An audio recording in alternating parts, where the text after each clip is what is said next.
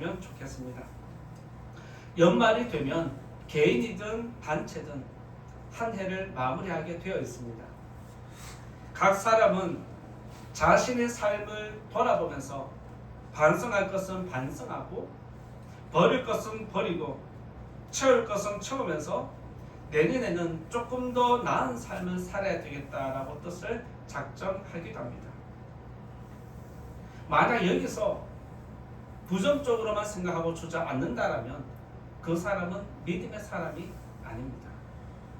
믿음의 사람은 아무리 악한 상황이고 절망적인 상황이라 할지라도 그 안에서 반드시 빛을 찾아서 일어난다는 것 믿으시기 바랍니다. 나의 삶을 돌아볼 때 후회뿐이라 할지라도 내년에는 더 나아지겠다 뜻을 작정한 것이 믿음입니다. 그러니까 이 자리에 계신 성도님들, 세상 사람들처럼 1년 동안 너무 힘들었다 주저앉지 마시고 하나님이 더 나은 해를 주실 줄 믿고 일어서는 저와 여러분 되시면 좋겠습니다. 1년 동안 노력을 한 만큼 보상을 받으면 얼마나 좋겠습니까? 우리의 삶이라는 게 노력한 만큼 보상이 무조건 주어지는 것은 아닙니다. 노력한 만큼 회사에서 상여금을 두둑히 얹어주면 얼마나 기분 좋겠습니까? 그런데 열심히 노력했음에도 불구하고 연말이 되어서 회사가 어렵다고 구조조정해버리면 그 심령은 얼마나 낙담이 되겠습니까? 이처럼 세상은 노력한 만큼 다 받지 못하는 것이 세상의 모습입니다.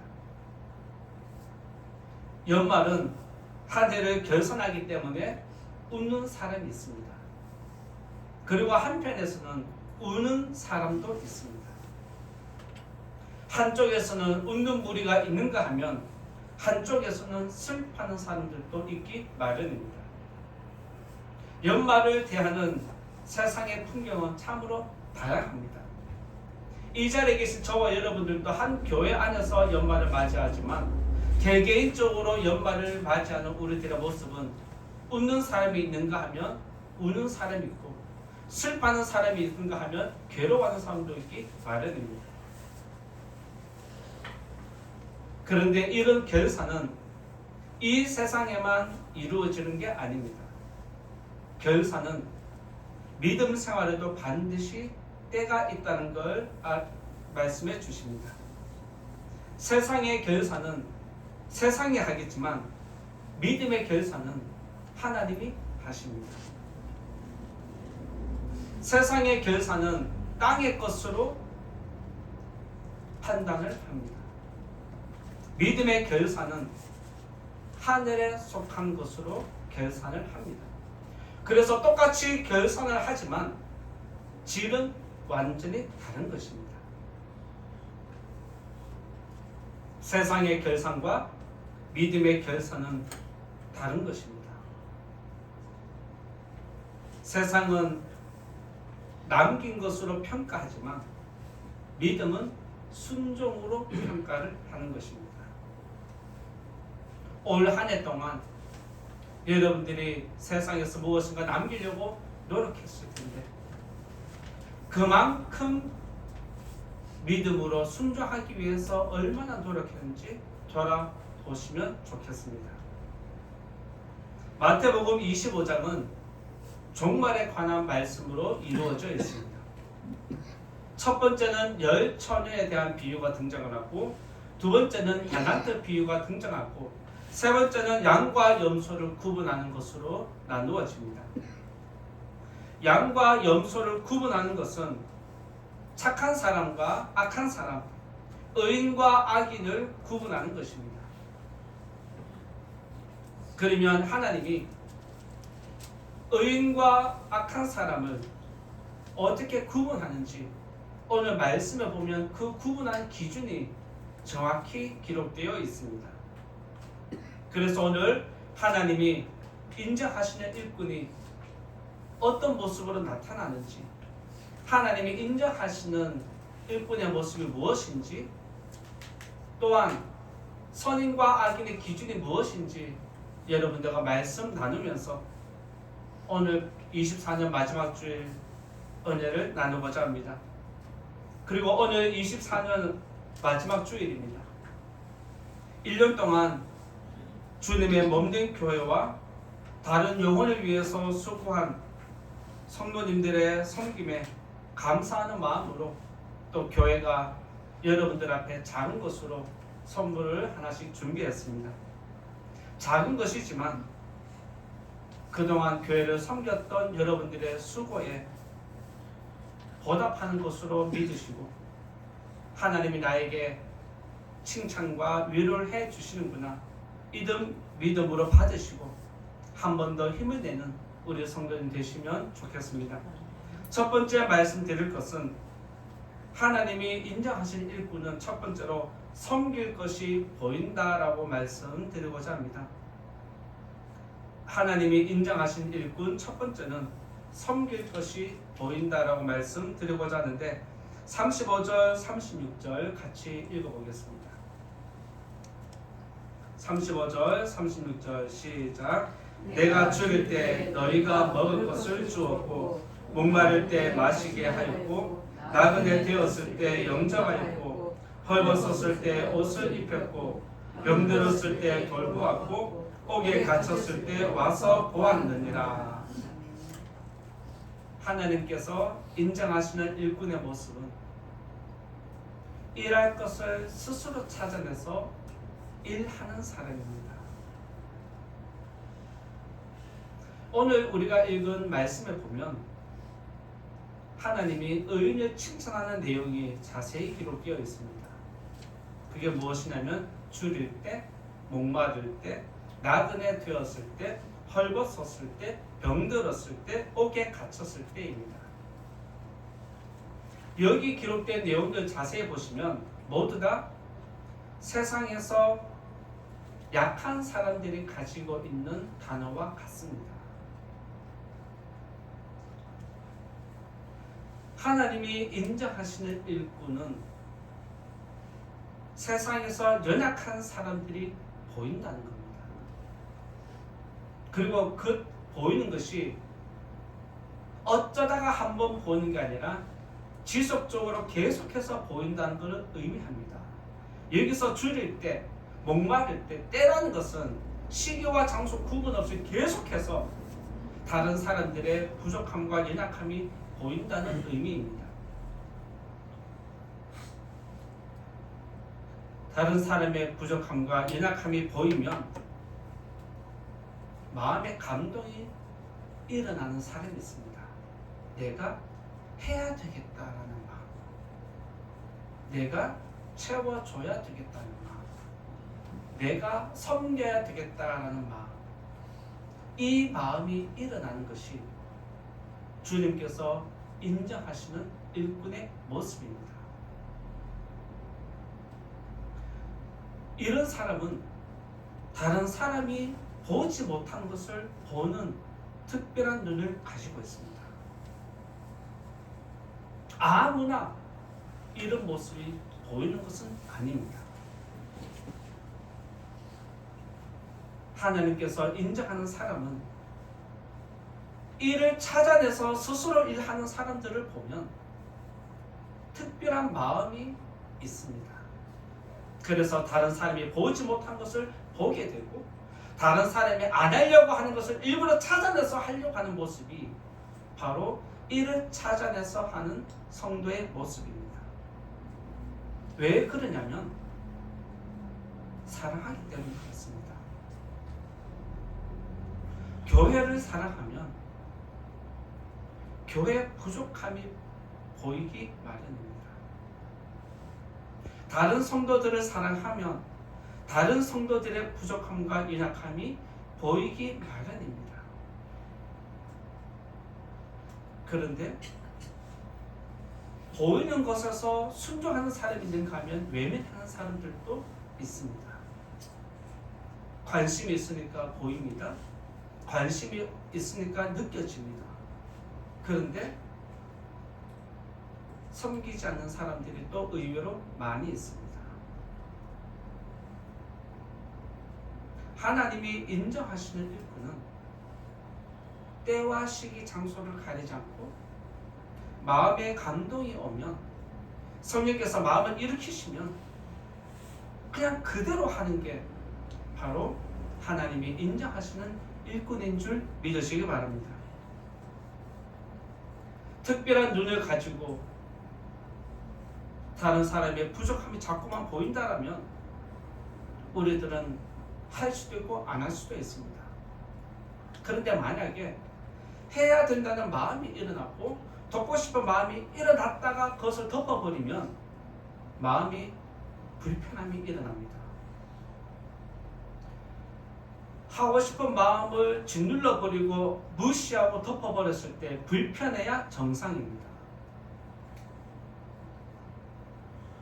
그런 마음이 없으면 진실한 마음이 아니라는 뜻입니다.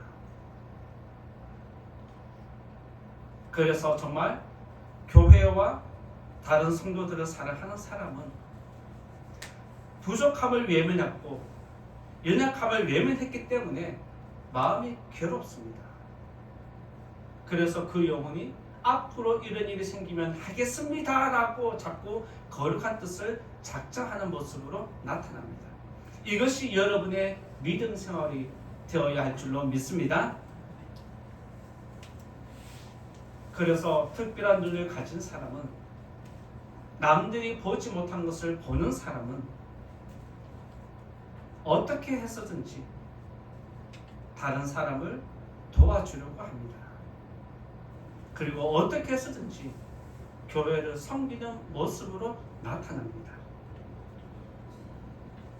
누군가 나에게 도와달라고 말하기 전에 상대방의 필요를 알아서 손길을 먼저 내미는 사람이 오늘 하나님께 인정받는 모습입니다.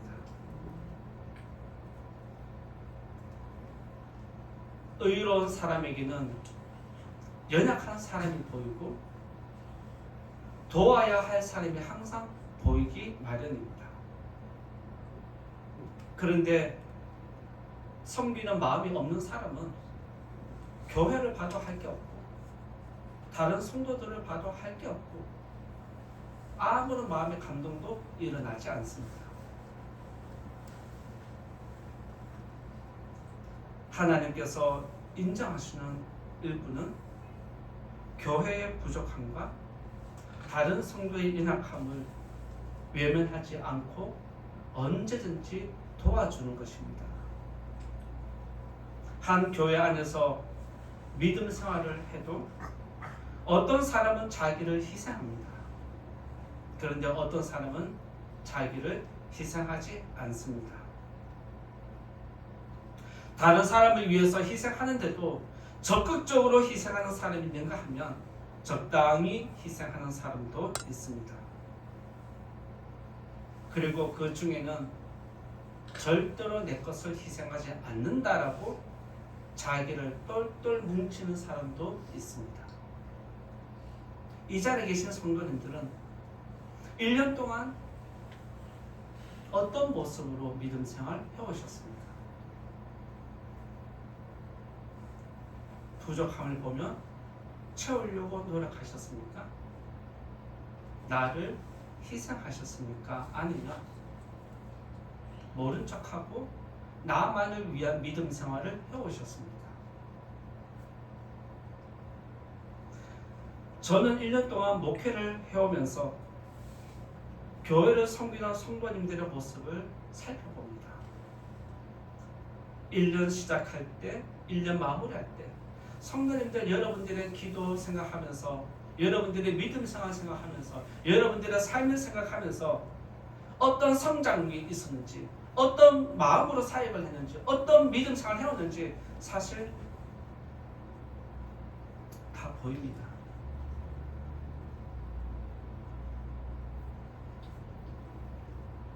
여러분들이 저를 보는 눈이 있듯이 저 또한 여러분들을 보는 눈이 있습니다. 어떤 성도는 교회와 다른 성도의 부족함을 채우려고 자기를 돌보지 않는 사람이 있는가 하면 어떤 성도는 아직도 자기만 위하는 모습이 있을 때 목회자로서 참 안타까운 마음이 있습니다. 이 자리에 계신 성도님들, 오늘 24년 마지막 주일 예배입니다. 1년 전에 여러분들이 송구영신 예배 드리면서 믿음으로 살겠다 분명히 뜻을 작정했을 텐데, 지금 이때쯤 와서 여러분들의 믿음 생활 뒤를 돌아볼 때 지금 여러분의 모습은 어떠한지 다시 한번 여러분의 믿음을 일으켜 세우는 성도님 되시기 바랍니다. 나를 넘어서서 다른 사람을 품어주는 성도님 되시기를 부탁을 드립니다. 다른 사람을 넘어서서 교회를 품어주는 성도가 되시기를 예수님 이름으로 부탁을 드립니다. 하나님께서 인정하시는 일꾼은 교회의 부족함, 다른 성도의 연약함을 자기 것으로 채우는 사람입니다. 교회의 부족함과 다른 성도의 연약함을 보고 원망하지 말고 불평하지 말고 내가 채워야 할 것으로 해석을 하고 그 자리를 여러분의 것으로 채워주는 성숙한 성도님 다 되시기를 예수님 이름으로 부탁을 드립니다. 아멘. 그리고 깨달음을 얻고 다시 한번 나를 희생하고자 원하는 성도님들에게 하나님께서 큰 은혜 베풀어 주시기를 예수님 이름으로 축원드립니다. 두 번째로 말씀드리고자 하는 것은 하나님께서 인정하시는 일꾼은 두 번째로 내가 없다라고 말씀드리고자 합니다. 두 번째 말씀드릴 것은 내가 없다라는 부분입니다. 37절에서 39절 말씀 같이 또 읽어보겠습니다. 시작. 이에 의인들이 대답하여 이르되 주여 우리가 어느 때 주께서 줄이신 것을 보고 음식을 대접하였으며 목마르신 것을 보고 마시게 하였나이까? 어느 때 나그네 되신 것을 보고 영접하였으며 헐벗으신 것을 보고 옷 입혔나이까?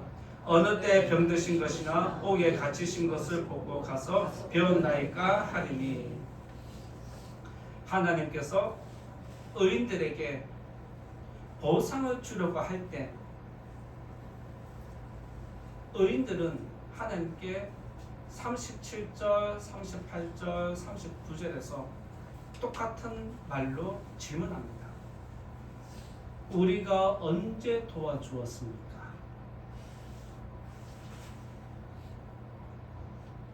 이 말은 나는 기억이 없다는 것입니다. 나는 주님을 도와준 기억이 없는데 주님은 계속해서 그때마다 나를 도와줬다라고 하니까 이해가 안 되는 거예요. 그래서 내가 언제 도와주었습니까? 라고 물었습니다.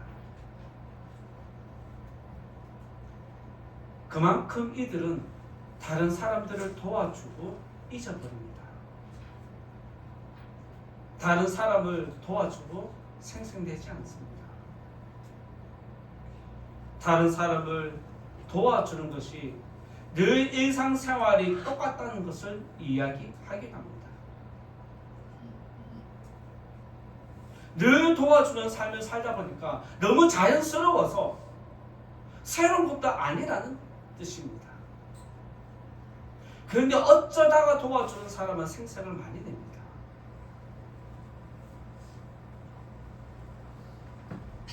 늘 부족함을 채워주고 늘 연약한 사람을 일으켜주는 사람은 항상 그렇게 해왔기 때문에 당연한 것입니다. 그래서 당연하기 때문에 주님께서 네가 그렇게 했지 않느냐라고 할 때 아니 그게 무슨 상관이에요. 나는 당연히 할 것을 한 것뿐입니다. 이렇게 고백을 하는 겁니다.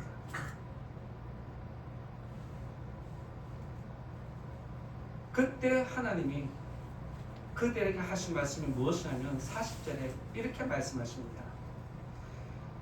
40절 같이 읽어보겠습니다. 시작. 임금이 대답하여 이르시되 내가 진실로 너희에게 이르노니 너희가 여기 내 형제 중에 지극히 작은 자 하나에게 한 것이 곧 내게 한 것이니라 하시고, 여기서 하나님이 늘 섬기고 자기를 희생한 사람을 향해서 하는 게 뭐냐면 지극히 작은 자 하나에게 하는 것. 여기서 지극히 작은 자 하나는 다른 사람이 사소하게 생각하는 것을 이야기합니다. 다른 사람이 인정해 주지 않는 사람, 다른 사람이 눈길도 안 주는 사람,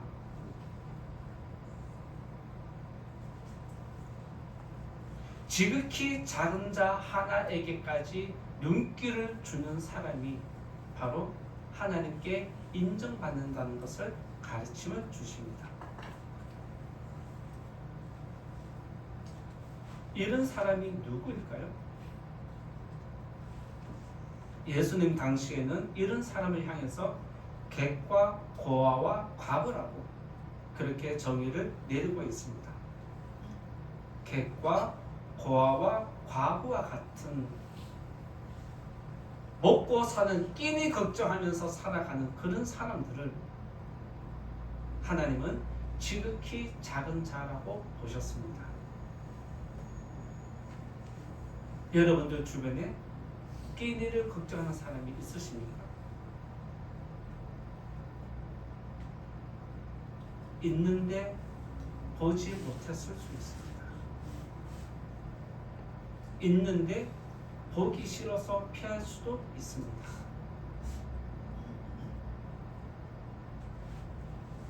있는데 부정하고 싶은 마음이 있을 수 있습니다.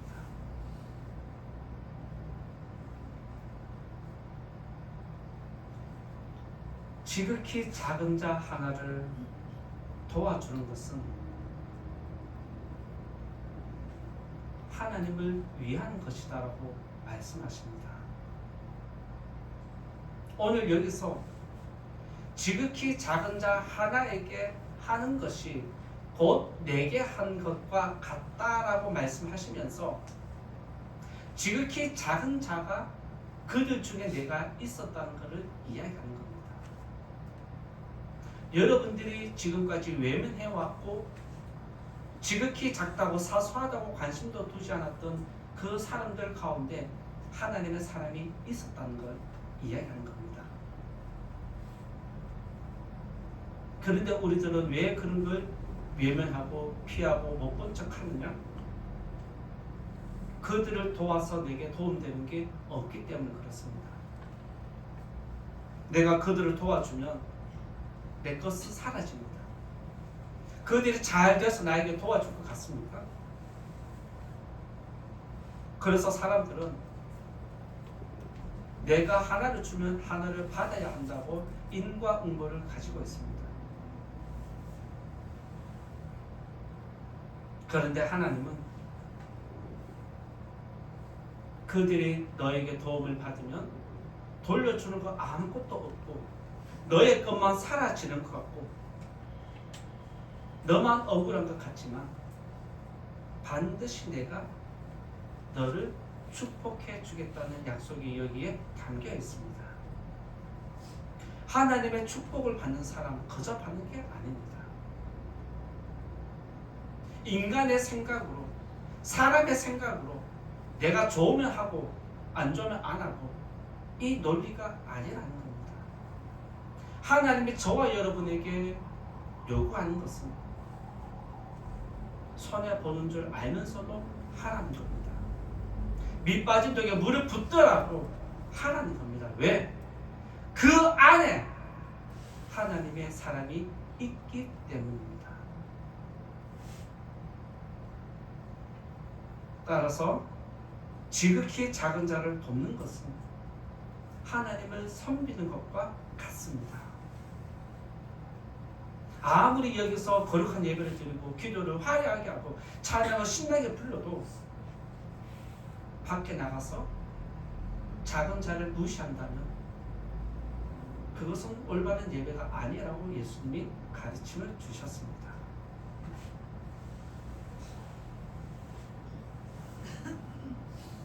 지극히 작은 자를 돕는 것은 하나님을 섬기는 것입니다. 그리고 저와 여러분들도 사람이기 때문에 죄를 가지고 있기 때문에 가급적이면 크고 화려한 것을 섬기려고 하는 경향이 있습니다. 내 이름이 드러나는 것, 내가 인정받는 자리, 서고 싶은 욕구가 저와 여러분에게 다 있습니다. 그런데 하나님이 인정하는 일꾼은 화려한 것보다 지극히 작은 것을, 지극히 작은 것 중에 하나에게 관심을 두는 일꾼을 인정하신다. 이것을 기억하는 성도님과 교회가 되시길 바랍니다. 오늘 마지막 주의 시상을 준비하면서 여러분 한 사람 한 사람 생각하면서 이 선물들을 준비한 걸로 알고 있습니다. 이분들이 어떤 마음으로 선물했는지, 이분들이 어떻게 했는지 시간을 돌아보면 다 기억나지 않습니까? 그런 섬기는 마음으로 준비했기 때문에 이 자리에 계신 여러분들도 그 섬기는 마음, 준비하는 마음을 받아주시고, 선물 받았는데 내게 필요 없는 건데 하고 마음 닫지 말고, 나쁜 마음 가지지 말고, 이 또한 하나님이 나에게 필요한 것 선물로 주셨다라고 믿으시고, 선물을 준비한 사람들의 마음을 받아주는, 하나님의 위로를 받아주는 겸손한 성도님 되시기를 부탁을 드립니다. 아멘. 지난번에 추수감사주를 맞이해서 감사의 조건을 찾아내자라고 했잖아요. 그때 여러분들이 느낀 게 감사할 것 찾아내니까 감사한 것이 나오더라는 것입니다. 마찬가지로 교회 일도 찾아내려고 하면 찾아지기 마련입니다. 섬길 마음이 없으니까 찾기 싫은 거고, 섬길 마음이 없으니까 안 보이는 것 뿐입니다. 중요한 것은 지극히 작은 것을 찾고자 하는 마음이 여러분에게 있느냐 없느냐, 이것이 중요한 것입니다. 오늘 교회가 성도님들의 수고에 작은 것으로 보답하지만 하나님께서 여러분들의 수고를 마지막 날에 더 크게 축복해 주시기를 예수님 이름으로 축원드립니다. 이제 결론의 말씀 드리고자 합니다. 하나님께서 인정하시는 일꾼은 지극히 작은 것을 찾아내는 사람입니다. 교회에서 내가 할 것이 없다고 말하기 전에, 교회에서 내 자리가 없다고 말하기 전에 다른 사람이 보지 못하는 지극히 작은 것을 찾아내려고 노력하는 성도님과 교회가 될 때 우리 교회는 더 아름답게 성장할 줄 믿습니다. 다른 사람이 보지 못하는 지극히 작은 일을 찾아내시고 그 일에 충성하는 우리 모든 성도님 되시기를 부탁을 드리고,